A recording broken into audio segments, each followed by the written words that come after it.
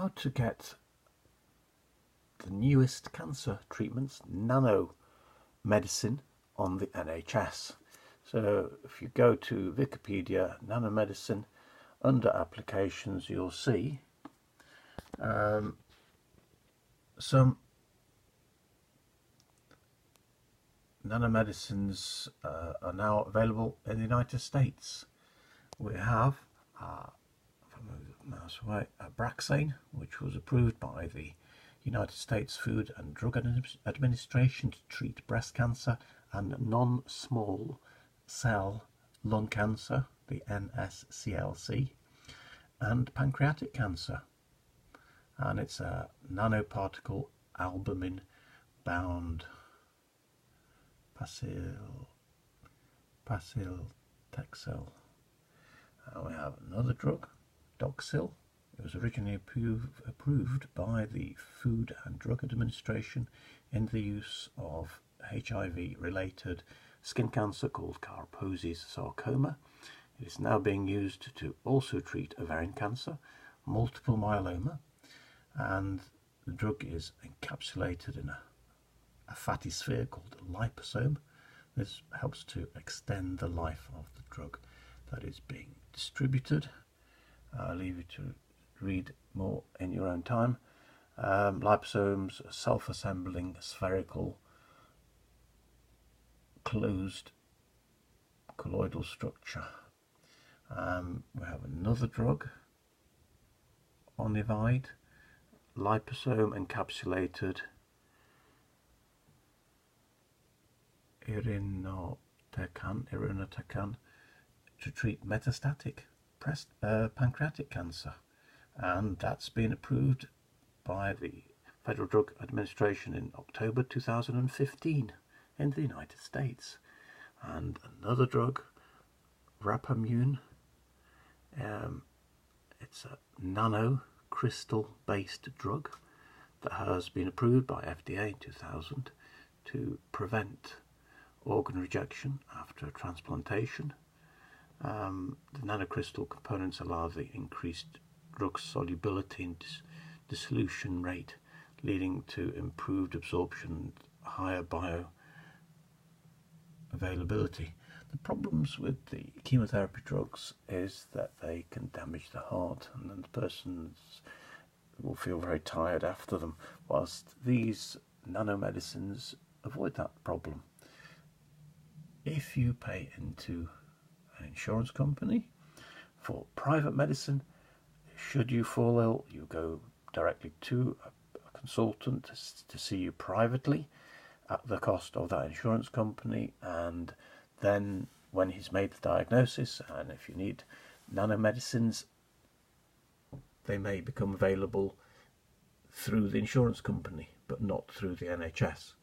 But there is a way of obtaining nanomedicines through the NHS, and that is by making savings within the NHS, and hence the importance of opening doors for baby by not doing by helping mothers manage to have a normal birth, avoid episiotomy, no need to pay for forceps,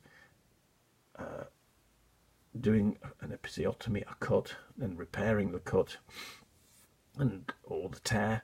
And if you've torn this pelvic floor muscle on that side, with time there's a problem of the urinary bladder bulging down, the uterus bulging down. We call this prolapse, and that needs repairing. And if around the menopause the uterus has enlarged, possibly with fibroids, and the floor's also weakened by a previous episiotomy or a tear, then the woman needs a hysterectomy. So we're paying out for a hysterectomy in old age. If you have a look at the document, Oxford Radcliffe NHS Trust document, in the previous YouTube video I've done, Birth Explained for 16 plus, you will see that tearing also, an episiotomy, also increase the risk of problems with incontinence of urine and stool in old age. And there's a sacral nerve stimulator that can be used to try and help this problem, and it costs £4,500.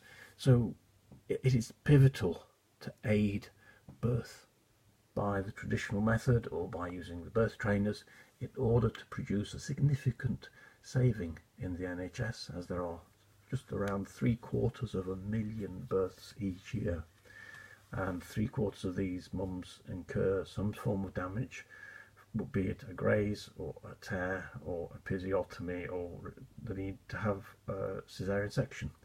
So that's why providing baby a gentler, kinder birth and a kinder birth for mum is so important and pivotal, so that the NHS hasn't been bankrupted and has therefore the money to provide you the newest cancer treatments, the nanotherapies, and end the war in medicine between private medicine and NHS medicine. Here we have Charlie Gord's case, I'm sure you're aware of. Evening Express, police blocked protesters from entrance to the Alder Hayes Hospital, Children's Hospital, because the parents wanted to take Alfie Evans out of hospital onto a helicopter provided by the Pope. This is the Express, and as you can see here, it says an air ambulance is now waiting outside Alder Hayes Hospital to take Alfie Evans to hospital in Italy. Another BBC, several hundred mourners and supporters of Alfie Evans lined Walton Street as the funeral procession passed, and they threw flowers and mourned the loss of a hero.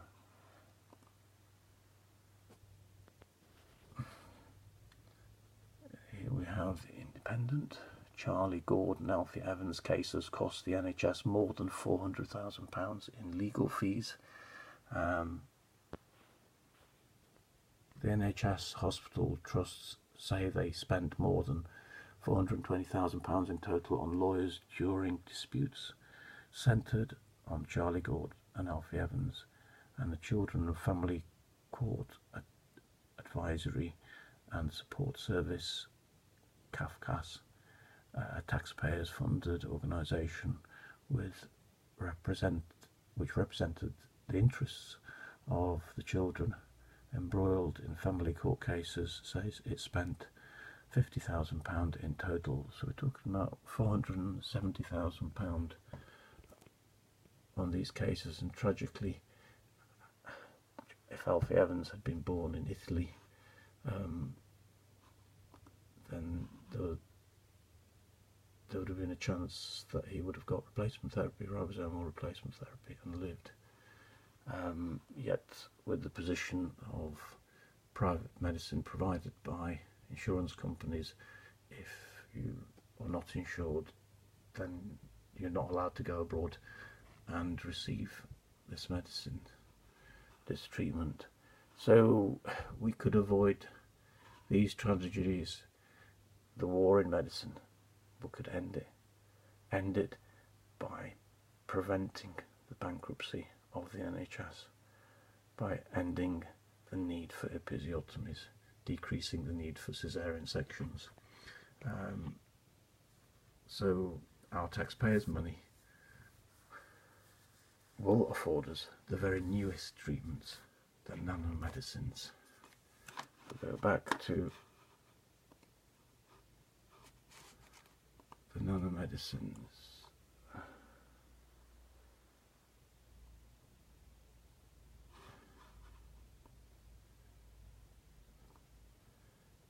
Which I'll leave you to read about on Wikipedia.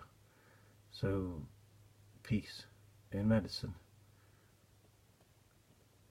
A gentler birth for baby and mum, avoiding forceps, caesarean sections, episiotomies, and cancer, the most modern cancer treatments, cleanest, fewest side effects, and most effective, available on the NHS. That's why it's so important to open doors for baby, do the antenatal perineal massage, before the start of the birth, whether the birth starts at 26 weeks, 28 weeks, 32 weeks, 36 weeks. Each birth is, each pregnancy is different. It may be a high temperature urine infection that triggers the start of an earlier birth. In other cases, we simply don't fully know why it happens, it just does. So that is the good news. Nanomedicine can be available on our NHS. The power is with the people. Thank you for listening.